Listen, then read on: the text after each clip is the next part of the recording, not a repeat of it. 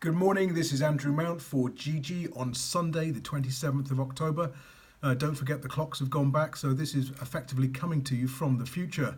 Now, we've got a great meeting at Aintree today. I've already tipped up Kalashnikov in my blog on GG.CO.UK. I'm a big fan of this horse. He's virtually unbeatable on left-handed tracks. I think he can make a winning reappearance and maybe even go on to Ryanair Chase Glory later in the season, which is his reported target. I'm also going to save on Flying Angel in that race, the outsider of the field. Nigel Twiston-Davies's charge doesn't look the most consistent, but basically he just needs a very small field. His 3 chase wins have come in fields of just 6 runners, and one of those came over course and distance in Grade 1 company, so certainly wouldn't put you off having a few quid on that one as well, and maybe doing the forecast Kalashnikov and Flying Angel. Now, the other race I like at Aintree is the 150. This is a Veterans Handicap Chase. And those of you who listen to me regularly on William Hill Radio know I have a theory about these races. Basically, you need to side with the younger horses. Now, in Veterans Handicap Chases, the youngest horses eligible to race are 10-year-olds.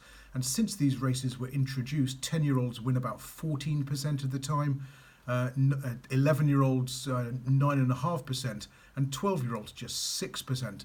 And of course, the big final of this series run at Sandown in early January is only open to 11-year-olds or older, because in order to qualify you have to have raced in a Veterans Handicap Chase during the current calendar year. So obviously 10-year-olds wouldn't be eligible because they were 9-year-olds just a week earlier.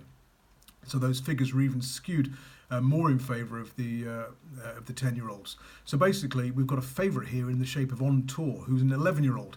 Now, in this particular race, 8 of the 10 previous winners were 10-year-olds. 2 11-year-olds have won. One of those just scraped home, though, narrowly from a 25-1 shot, that one being a 10-year-old.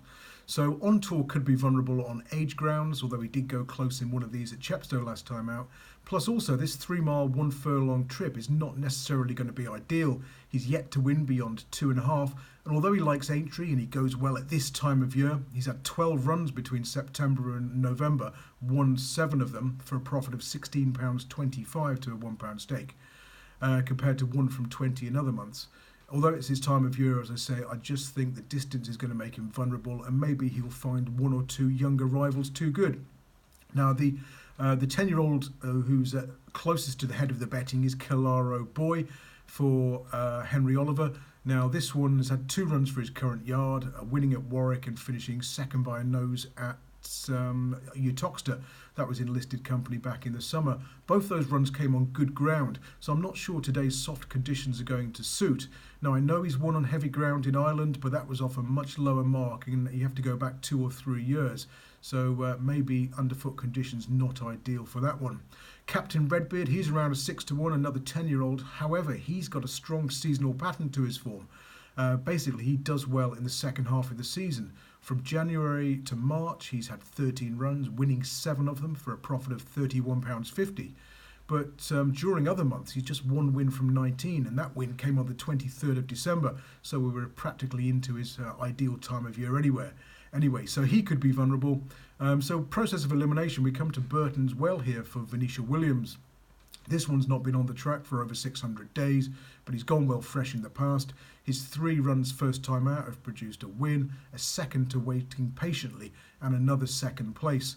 And he'll light the ground. He's another one who hasn't won beyond 2.5 miles, but I certainly think he shapes as though he'll stay the trip.